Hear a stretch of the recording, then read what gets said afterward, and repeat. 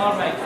We have chosen three small songs, short ones, but sometimes to make things a bit different, we have chosen something different, and this is the language of signs. So, we sing the song in Basque, but at the same time we interpret it with the language of signs.